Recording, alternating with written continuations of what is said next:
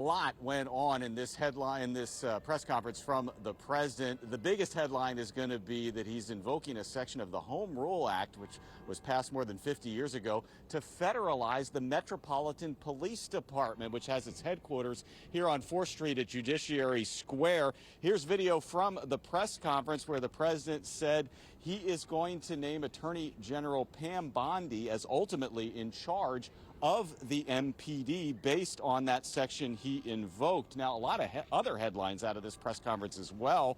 According to the president, he's also going to be sending the National Guard to try to deal with crime in D.C., and he will continue to use federal police forces, several of them, as has been the case for several days now, to try to do something about crime in D.C. As I mentioned, though, the big one is the Attorney General taking over the Metropolitan Police Department. I looked at the section of the Home Rule Act that the president is invoking. It gives him 30 days unless Congress is not in session. Of course, Congress on an August break, so that seems to give him more time. Congress would have to approve an extension of that 30 days. Here's the president on why he's doing all this. You don't want to get mugged and raped and shot and killed. And you all know people and friends of yours that happened. And so you can be anything you want, but you want to have safety in the streets. You want to be able to leave your apartment or your house where you live and feel safe and go into a store to buy a newspaper or buy something. And you don't have that now.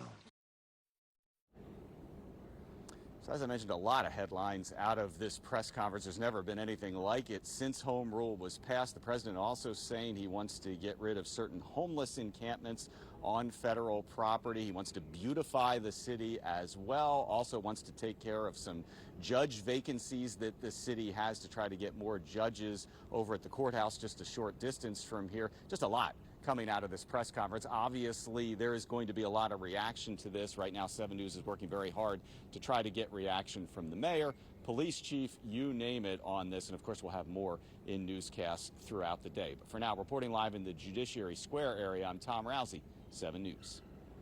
All right, Tom, thank you for that. And here, take a look at your screen. These are the new appointed people that will run D.C. The president appointed Attorney General Pam Bondi to command the Metropolitan Police Department and D.C. DEA Administrator Terry Coles.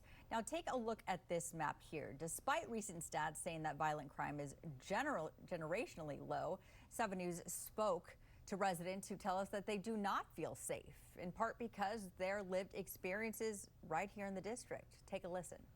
Friday night, boom, boom, boom, boom, boom, boom, boom, boom, boom, boom. They ain't hit nobody, but tape everywhere. Happened Saturday night, boom, boom, boom, boom, boom, boom, retaliation. You know, it'd happen again. We have ANC commissioners and different city advocates, and so my hope is that they will see this and they will come and they will be a part of making sure this community feels safe. We got caught in the middle of a drive-by shooting, so that was horrible. 19-year-old walking home from a bar, you know, got in a confrontation at 3 in the morning. Happens all the time. I would like to see our local leaders use a little bit more imagination and vision when it comes to the kind of quote-unquote crime prevention programs.